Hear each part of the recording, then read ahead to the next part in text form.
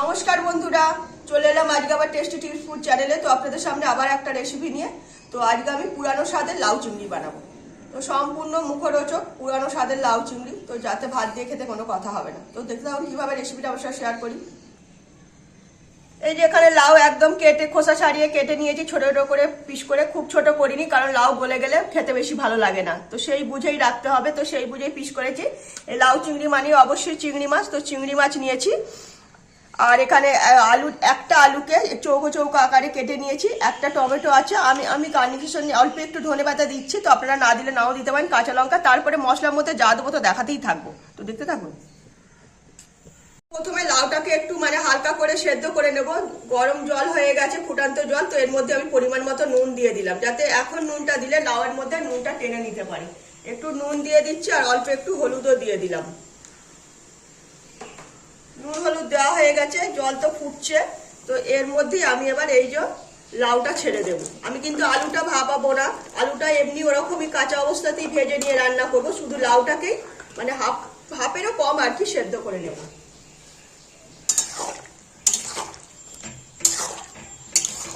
তো লাউটা তো আমি ভালো মতো ভাত দিয়ে নিয়েছি, তো অল্প একটু হাফেরও কম সেদ্ধ হয়ে গেছে। তো এইরকমই সেদ্ধ করে নিতে হবে। আর এখানে একটা টমেটো আমি এই লাউয়ের সঙ্গে দিয়েই সেদ্ধ করে নিয়েছি। তো এইটাই আমি এবার লাউটাকে জল ছেঁকে তুলে নেব। তো লাউ তো তুলে নিয়েছি, জল থেকে তুলে নিয়ে কড়াই মোটামুটি পরিষ্কার করে নিয়ে এর মধ্যে তেল দিয়ে দিয়েছি। সবার ফার্স্ট এই চিংড়ি মাছগুলো ভেজে নেব।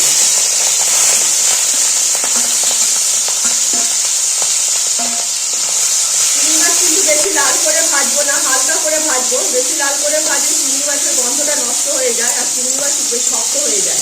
তো হালকা করে একটু নাড়াচাড়া করে আমি চিংড়ি মাছটা তুলে রাখবো।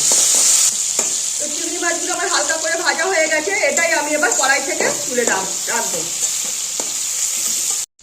তো চিংড়ি মাছ ভেজে তুলে নিয়েছি, এর মধ্যে আরেকটু তেল দিয়ে দিয়েছি। এখানে আমি ফোড়নে দিচ্ছি দারচিনি, লবঙ্গ, এলাচ, তেজপাতা, পাঁচফোড়ন, সাদা জিরে, আর হচ্ছে কিনা যে দুটো লঙ্কা, শুকনো লঙ্কা।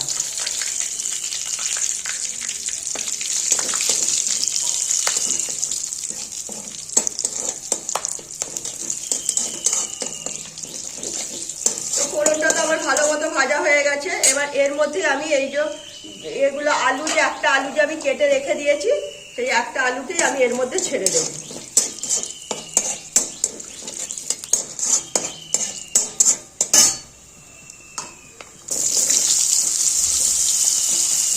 এতে কিন্তু আলু বেশি দিলে খেতে ভালো লাগবে না, তো সেই বুঝেই আলুটা দিতে হবে।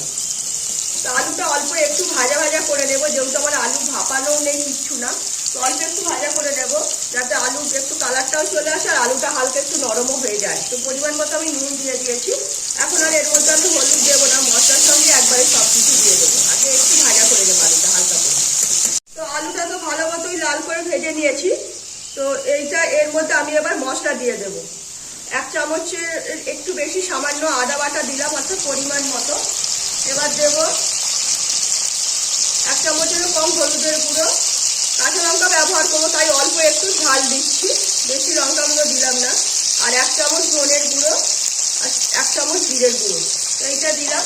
আর সঙ্গে এই যে টমেটোটা যে সেদ্ধ করে রেখেছিলাম, তো সেইটা আমি এর মধ্যেই দিয়ে দিলাম। মশলার সঙ্গেই কষানো হয়ে যাবে। এর মধ্যে আরো ভাজা মশলা সবই দিতে হবে, তো সেই বুঝে অল্প অল্প করে সব রকম মশলাটা দিতে হবে। এর মধ্যে আমি আবার পরিমাণ মতো চিনি দিয়ে দেবো।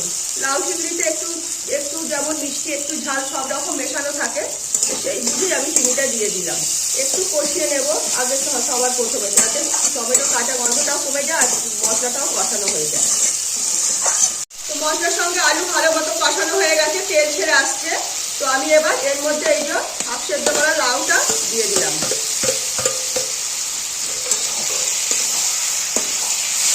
এইটাও মশলার সঙ্গে ভালো মতো, আলু মশলার সঙ্গে ভালো মতো কষিয়ে নেব।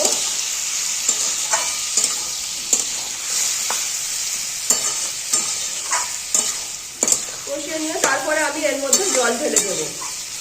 একটু কষিয়ে নিই, তারপরে জল ঢেলে দেবো এর মধ্যে। তো লাউয়ের সঙ্গে মশলা ভালো মতো কষিয়ে নিয়েছি, তেল ছেড়ে এসেছে, আবার দেখতেই পাচ্ছেন তেল ভেসে আসছে। তো এবার আমি এই পর্যায়ে অল্প করে জল ঢেলে দেবো। বেশি জল কিন্তু আর দেবো না, কারণ হাফ সেদ্ধ লাউ আবার নাড়াচাড়া হয়েছে, তাতেও অনেকটাই সেদ্ধ হয়ে গেছে। আর বেশি সেদ্ধ হয়ে গেলে পরে খাবারে কিন্তু টেস্ট নষ্ট হয়ে যায়।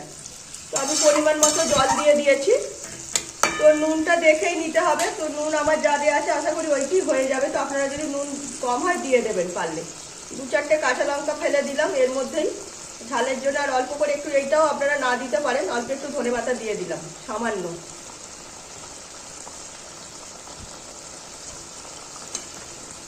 তো এই দিয়ে দিয়েছি। এর মধ্যে আমি এবার এই যে চিংড়ি মাছটা ছেড়ে দেবো। এখন যদি অল্প জল দেওয়া রয়েছে, লাউ প্রায় সেদ্ধ, তো এখন চিংড়ি মাছটা দিলে পরে তাহলে এর সঙ্গে গন্ধটা ভালো মতো মিশে যাবে। যেটুকু সেদ্ধ হতে বাকি আছে সেইটুকু সেদ্ধ হয়ে যাবে, চিংড়ি মাছের গন্ধটা পুরো এর সঙ্গে মিশে যাবে, খাবারটা পুরো ঠিকঠাক হয়ে যাবে। তো এইটাই আমি একদম একটু সেদ্ধ করে নেব। আর এর মধ্যেই আমি অল্প করে একটু ভাজা মশলা ছড়িয়ে দেবো, কারণ নিরামিষ লাউ চিংড়িতে রসুন পেঁয়াজ দেওয়া যায় না। তো তার জন্য একটু ভাজা মশলা না দিলে কিন্তু খাবারের টেস্ট আসবে না। তো এর মধ্যে রয়েছে জিরে, শুকনো লঙ্কা আর ধনে। তো এই দিয়েই ভাজা মশলাটা তৈরি করেছি। তো এইটাই আমি এবার কিছুক্ষণের জন্য এই যে জল দিয়েছি, জলটাও মানে একদম শেষ হয়ে যাবে। আর যেটুকু বাকি আছে সেদ্ধ হতে, তো সেইটাও পুরো সেদ্ধ হয়ে যাবে খাবারটাও। এইভাবে ঢাকা দিয়ে রেখে দেবো। তো দেখতেই পাচ্ছেন আমার লাউ চিংড়ি একদম রেডি। পুরো তেল একদম বুকুরে ভেসে এসেছে। তো জল যেটুকু ছিল পুরো শুকনো শুকনো খাবারটা হয়ে গেছে। এবার নামাবো। নামানোর আগে এর মধ্যে ঘি দিয়ে দিলাম। তো লাউ চিংড়িতে একটু ঘি না দিলে কিন্তু খাবারটা খেতে ভালো লাগবে না। তো পরিমাণ মতো আমি ঘি দিয়ে দিলাম। তো ঘি দিয়েছি। আর দেবো সামান্য অল্প একটু গরম মশলা। তো গরম মশলাটা না দিলেও চলে, তো আমি অল্প একটু দিলাম, একদম সামান্য। তো দিয়েছি, সব দেওয়া হয়ে গেছে। এবার এটাই আমি একটু নাড়াচাড়া করে দেবো। দেখতেই পাচ্ছেন একদম শুকনো শুকনো খাবারটা হয়ে গেছে, কিন্তু একদম তেল তেল ভাব আছে খাবারটার মধ্যে। তো ঝাল মিষ্টি সব কিছু মেশানো দিয়েই আজকের আমার লাউ চিংড়ি। তো আমার খাবারটা একদম রেডি। তো এটাই আমি এবার নামিয়ে নেব।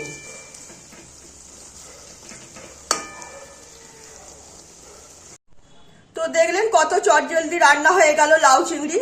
সম্পূর্ণ পুরানো স্বাদের লাউ চিংড়িটা বানালাম। তো আমি ধনেপাতা দিয়েছি, আমি আমার মতন করে করেছি তাই, কিন্তু আপনারা ধনেপাতাটা না দিলেও না দিতে পারেন, তাতে কোনো অসুবিধা নেই। ধনেপাতা তো দেয় না, তো আমি দিয়েছি।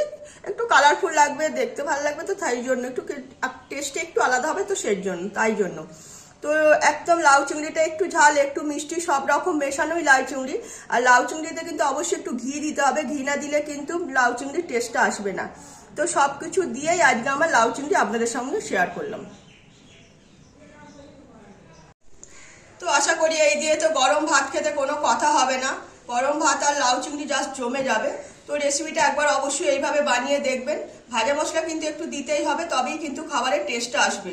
তো ভালো লাগলে লাইক, শেয়ার, কমেন্ট, সাবস্ক্রাইব করবেন আমার চ্যানেলটাকে। তো আজকের মতো আমার রেসিপি এখানেই শেষ করলাম। সবাই ভালো থাকবেন।